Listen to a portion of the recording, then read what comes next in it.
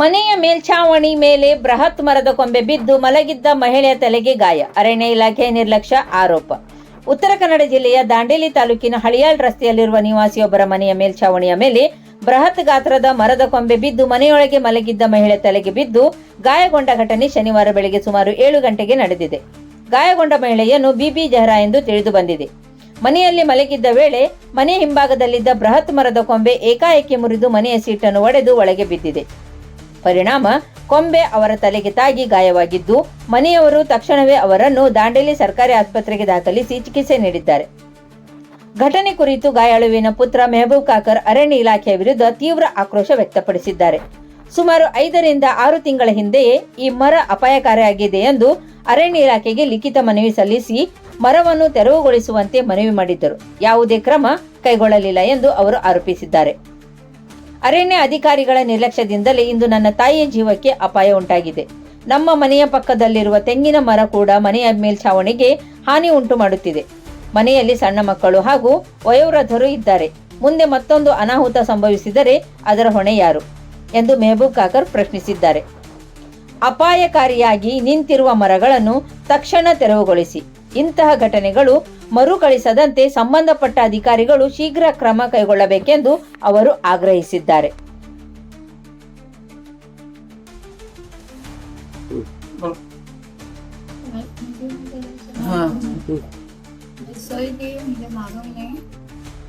झाड़ का थाली सीट को पड़ गया, सीट को पड़े।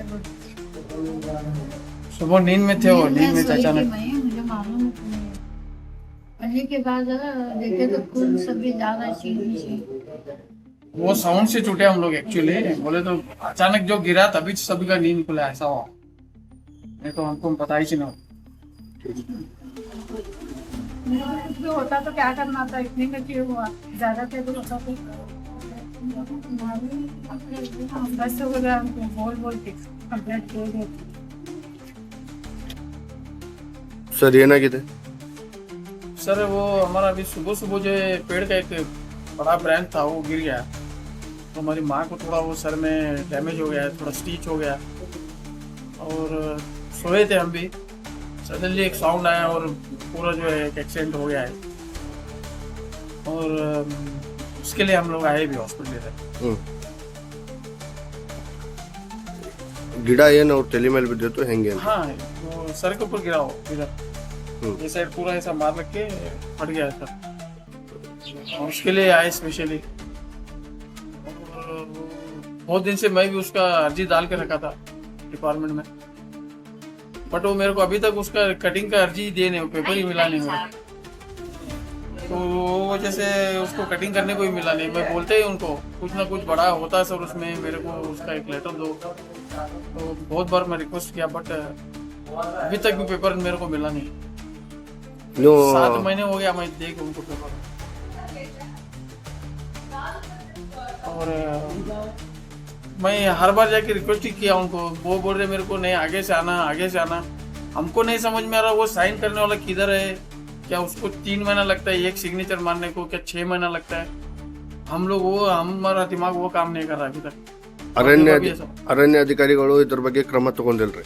ನೀವು ಮನವಿ ಕೊಟ್ಟಿದ್ದೀರಿ? ಹೋಗಲ್ಲಿ ಭೇಟಿ ಮಾಡಿನಿ ಸರ್, ಆದ್ರೆ ಎಷ್ಟು ಸಲ ಹೋಗಿ ಕೇಳಿದೆ, ನಮ್ಮ ಪೇಪರ್ ಬಂದಿತ್ತು ಸರ್, ಪೇಪರ್ ಇನ್ನು ಬಂದಿಲ್ಲ, ಮುಂದಿನ ಬಂದಿಲ್ಲ, ಬಂದ್ರೆ ನಿಮ್ಗೆ ಕಾಲ್ ಮಾಡ್ತೀನಿ ಅಂತ ನಂಬರ್ನು ತಗೊಂಡ್ರು.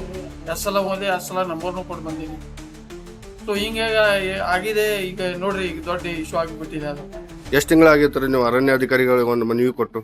ನಾವು ಫಸ್ಟ್ ಮಂತ್ ಕೊಟ್ಟಿವಿ ಸರ್, 8 ತಾರೀಕು 1ನೇ ಮಂತ್ ಕೊಟ್ಟಿದೆ. ಮತ್ತು ಬಾಂಡ್ ಬೇಕಂದ್ರೆ ಬಾಂಡ್ ಮತ್ತೆ ಅದನ್ನು ರೆಡಿ ಮಾಡಿಕೊಟ್ಟು ಬಂದೆ. ನೋಡಿದ್ರೆ ನಮ್ಮ ಪೇಷಂಟ್ ನೋಡ್ರಿ ಒಳಗಿದೆ, ಸ್ಟೀಚ್ ಎಲ್ಲ ಆಗಿದೆ, ಅಲ್ಲಿ ಸ್ವಲ್ಪ ರೆಸ್ಟ್ ಮಾಡಾಕ್ತಾರೆ, ಡಾಕ್ಟರ್ ಬರಬೇಕು, ಭೇಟಿ ಮಾಡಬೇಕು, ಎಲ್ಲ ಟೆನ್ಷನ್ ಇದೆ. ಈಗ ನಿಮ್ಮ ಆಗ್ರಹ ಏನ್ರಿ ಅರಣ್ಯ ಅಧಿಕಾರಿ ಜೊತೆ?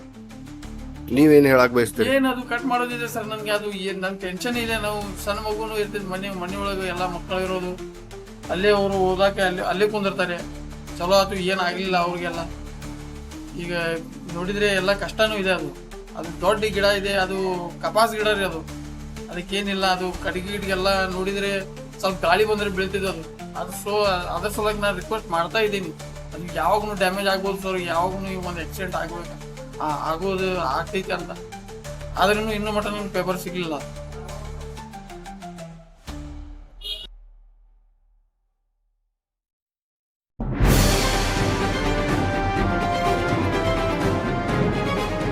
ಇದು ಖಾಲಿ ಡಿಜಿಟಲ್ ವಾಹಿನಿ, ಸತ್ಯ ಮತ್ತು ಸ್ಪಷ್ಟ ಸುದ್ದಿ.